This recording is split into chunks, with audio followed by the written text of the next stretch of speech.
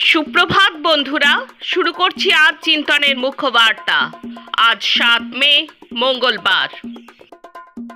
আজকের আন্তর্জাতিক খবর। যুদ্ধবিরতির সমস্ত আর্জি উপেক্ষা করে রাফায় স্থল অভিযান শুরু করলো ইসরায়েলি সেনা, বহু হতাহতের আশঙ্কা। অসামরিক নাগরিকদের রাফার পূর্বাঞ্চল থেকে সরে যেতে বলল ইসরায়েল বাহিনী। আন্দোলনরত আমেরিকার পড়ুয়াদের সমর্থন জানিয়ে ইসরায়েল বিরোধী আন্দোলনে নামল এবার ইরাকি পড়ুয়ারাও, সূত্র রয়টার্স। অস্ট্রেলিয়ায় পুলিশের গুলিতে নিহত কিশোর।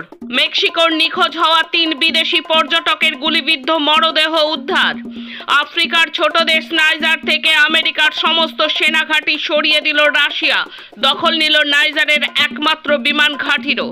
হঠাৎ করেই জেলোনাস্কির নামে গ্রেপ্তারি পরোয়ানা জারি করল রাশিয়া, চাঞ্চল্য আন্তর্জাতিক দুনিয়ায়।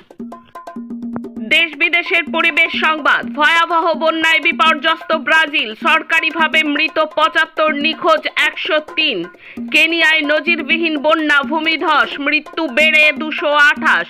ভারতের উত্তরাখণ্ডের দাবানলে মৃতের সংখ্যা বেড়ে 5। আগুন নেভাতে প্রশাসনের সব চেষ্টা ব্যর্থ, অপেক্ষা বৃষ্টির।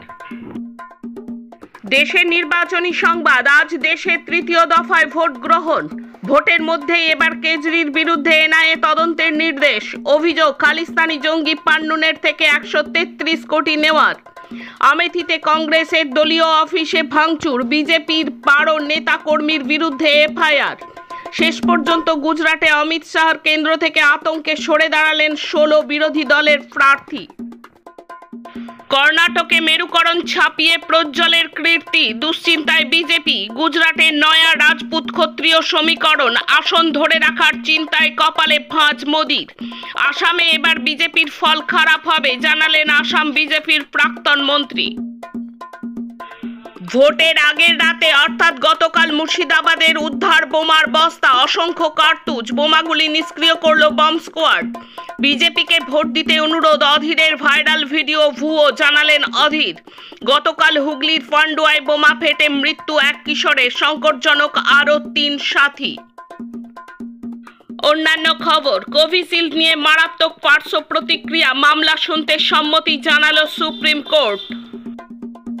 অবশেষে স্বস্তির বৃষ্টি, সঙ্গে ঝোড়ো হাওয়া, বজ্রপাতে মর্মান্তিক মৃত্যু বাংলার 4 জেলার 6 জনের।